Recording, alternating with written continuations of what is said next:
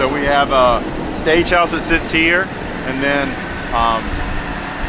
if you take the footprint of the stage and turn it 90 degrees, you'll get a multi-purpose room, which is on the, I guess we're standing at the northeast corner of the building.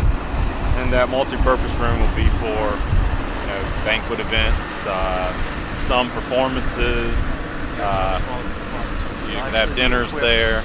It'll actually be equipped with a what they call a walkable grid. It's actually just a light mesh. So even the stage lights are above all of that.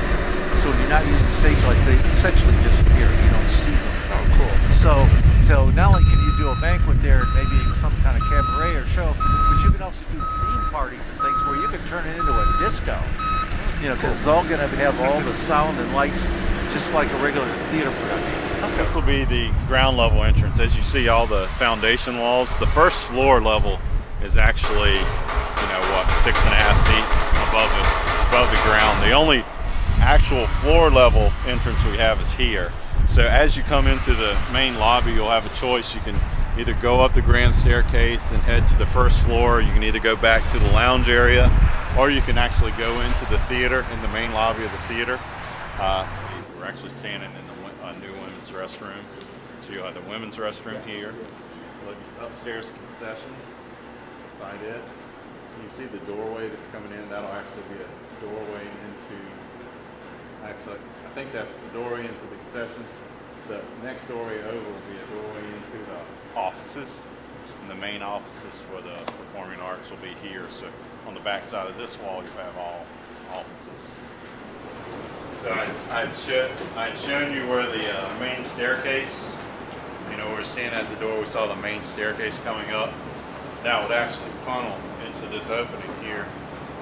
We're actually going to make this opening a little bit wider. So you'd funnel up and go into this corridor, and there where, right beside the water fountain, there'll be an opening in the wall. That'll be the main opening to the main so back. This is where the ticket office will be. There'll be a new wall that'll start around here and curve, line up with those columns. So when you come in the back, there's a couple reasons for that. We have this main corridor that we have to bring in.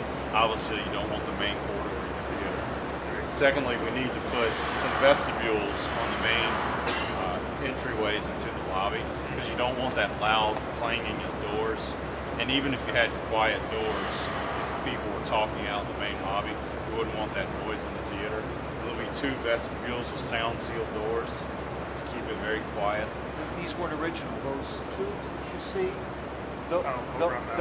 that used to be windows, okay? But that became impractical. But we're going to be pulling those out and staying more true to the original Art Deco intent of the building.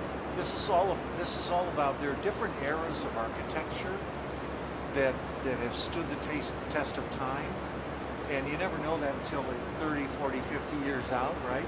And as it turns out, the Art Deco styles of theaters have become real jewels. And when you walk into a place, you want to feel like you're going into a different time and place. They're wonderlands in a way, theaters that when you walk into them. Because as Marcus Lowe, one of the original developers of all these theaters, or a lot of these theaters, he spent a lot of money on the decoration and the styles inside. He did a lot of like neoclassical, and there was the Turkish architecture, and you've heard about Egyptian theaters and all that. Well, the Art Deco theaters were all part of that kind of grouping. So when this is done, it will be what will be one of the most beautiful Art Deco theaters in the Midwest. It's going to be gorgeous.